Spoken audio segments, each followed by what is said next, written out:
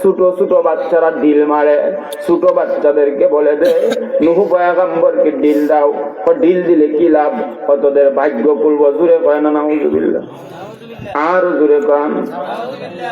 ভাইরা আমার, হযরত নূহ আলাইহিস সালাতু ওয়াস সালাম 950 বছর পর্যন্ত কালেমা দাওয়াত দেওয়ার পরে তারা যখন কালেমা মানে না, নূহ আলাইহিস সালাতু ওয়াস সালামের সন্তান পর্যন্ত ওনাকে মানে না, ওনার বিরোধিতা করা শুরু করলো, তখন নূহ আলাইহিস সালাতু ওয়াস সালাম আশা ছেড়ে দিলেন। আশা ছেড়ে দিয়ে বলে রব্বি লা তাযার আলাল আরদি মিনাল কাফিরিনা। দোয়া করছে, দোয়া কবুল হয়ে গেছে। আল্লাহ বলেন নূহরে সুন্দর করে একটা নৌকা বানাও, তোমার যারা যারা তোমারে মানছে, আল্লাহকে যারা স্বীকার করেছে, তাদেরকে নিয়ে তুমি তোমার নৌকাতে উঠে যাও। নূহ আলাইহিস সালাতু ওয়াস সালাম নৌকার মধ্যে উঠে গেলেন। নৌকাতে উঠে গেলেন, প্রচুর পানি হয়ে গেল, গাছের আগা পর্যন্ত পানি হয়ে গেল। যত মানুষ ছিল সবগুলোরে পানি দিয়ে ডুবাইয়া আল্লাহ রাব্বুল আলামিন মেরে ফেললেন, হত্যা করলেন, সবগুলা ধ্বংস করে দিলেন। আযাব আর গজব দিয়া ধ্বংস করে দিয়েছে আল্লাহ তাআলা। 6 মাস পরে পানি যখন শেষ, পানি যখন নিয়ে গেলেন, নূহ আলাইহিস সালাতু ওয়াস সালাম উনার নৌকা পাহাড় জুজি নামক পাহাড়ের মধ্যে লাগলো। নূহ আলাইহিস সালাতু ওয়াস সালাম ওই নদী, ওই নৌকা থেকে মাটিতে নামলেন, মাটিতে হাঁটাহাঁটি করতেছেন।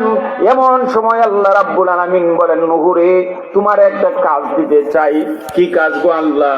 এমনি মুহূর্তে আল্লাহ তাআলা বলেন ও নূহ তুমি কিছু মাটি লও, মাটি লইয়া ওই মাটি দিয়া তুমি কিছু হাড়ি পাতিল বানাও, থালা বাসন বানাও, গ্লাস বানাও, কলসি বানাও। হযরত নূহ আলাইহিস সালাতু ওয়াস সালাম এবার মাটি লইয়া নিজের হাত দিয়া নিজের থালা বাসন বানাইলেন, গটি বাটি বানাইলেন, ঘরের মধ্যে সুন্দর করে তাক দিয়া দিয়া রাখলেন।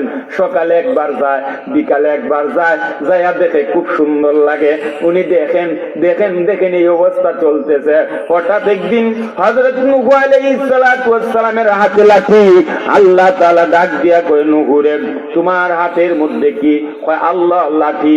কয় লাঠিটা দিয়া যা কিছু আছে সব বাইরে ভাঙ্গা ফেলাও। জোরে কন, আরো জোরে কন। নূহ আলাইহিস সালাতু ওয়াস সালাম আল্লাহর অর্ডারে বানাইছে, আবার আল্লাহর অর্ডারে সবগুলো বাইরে ভেঙে ফেললেন। ভাঙ্গে এবার একটা গাছের নিচে যা চিন্তা করেন কেনই বা আল্লাহ বললেন বানাইতে, কেনই বা আবার ভাঙতে বললেন, কারণটা কি বুঝলাম না। কোন কারণে কইল বানাইতাম, আবার কেনই বা বললো ভাঙতাম, বিষয়টা কি? উনি তো বুঝতেছে না, মনটা খারাপ যে এত সুন্দর হয়ে বানাইছিলাম, এখন আল্লাহ কয় ভাঙ্গে লাইতাম, তো ভাঙ্গে লাইছি কেন লাগি বানাইলাম, আর কেনই বা ভাঙলাম, কারণটা কি? এটার মধ্যে একটা রহস্য আছে না? রহস্য আছে না? আল্লাহ রাব্বুল আলামিন জানে না? জানে না? আল্লাহ তাআলা ডাক দিয়া বলেন রে নূহ তুমি তারা আসুন ভাঙ্গা, তুমি আবার নীরব নিস্তব্ধ পরিবেশে বইসা চিন্তা করতেছ কেনই বা বানাইলাম, কেনই বা ভাঙতে বললো, তার কারণটা কি তুমি বুঝো না? না কোনো করে ভাঙ্গা কষ্ট লাগতেছে। ও আল্লাহ কষ্ট লাগছে, কেড়ে বানাইলাম ওর মায়া লাগতেছে, ও তো কষ্ট করে হুকাইছি। আল্লাহ তাআলা বলেন নূহ আমি তোমার কিছু প্রশ্ন করি। হ্যাঁ আল্লাহ বলেন নূহ রে যেই থালা বাসন তুমি বানাইছো, এই থালা বাসনের মধ্যে হাত দিছনি ধরার জন্য? না দিছি না। ঘুমাই গেছেন গা? হ্যাঁ নূহ যেই থালা বাসন বানাইছো, এই থালা বাসনের মধ্যে ফাউ দিছনি হাডার লাগি? থালা বাসন বানাইলে ফাউ দে না দিছি। হ্যাঁ নূহ যেই কলসি গুলো তুমি বানাইছো, এই কলসি গুলোর মধ্যে বলো তো তুমি চোখ দিছনি দেখার জন্য? না দেই নাই। নূহরে তাহলে তুমি ব্রেন দিছনি? না দেই নাই। নূহরে তোমার থালা বাসন কি কথা বলতে পারে নাকি? না আমার থালা বাসন কথাও বলতে পারে না। নূহরে তোমার থালা বাসনের ভিতরে জান আসেনি? জান আসেনি? না গো আল্লাহ, জানো নাই নড়াচড়াও করতে পারে না।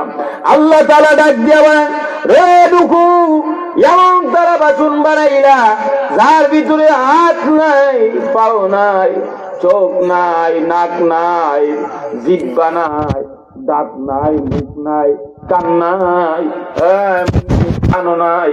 ও দুঃখু,